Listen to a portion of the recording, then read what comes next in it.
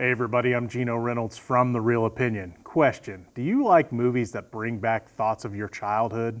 Do you like good streaming service original movies? Well, you won't find that here.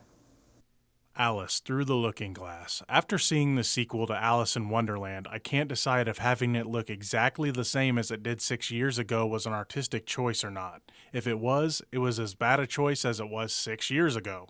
Like the first movie, this one could have been good, but it was plagued by all of the same things: odd and or bad CG, underwhelming humor, big-time overacting, etc. I know these stories are supposed to be set in a fantastical place, but some realism would help a little. Johnny Depp is as annoying as ever as the Mad Hatter, but I will say that he had a very short Gollum-like moment that was kinda cool. Sacha Baron Cohen's time isn't as bad as one of his usual characters. He might actually be the best character in the movie, but it's still one of his characters.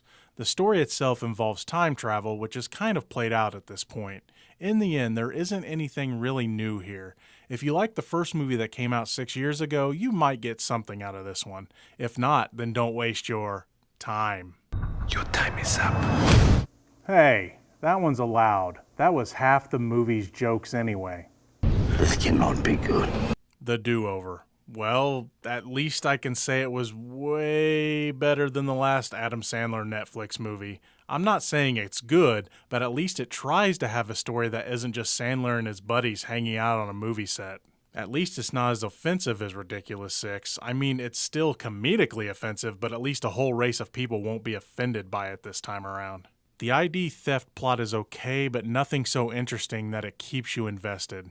The humor is pretty much non-existent. I think I only had the slightest of chuckles a couple of times. They do try to give the story a little heart later on, but it is still outweighed by the usual antics that plague a Sandler movie nowadays.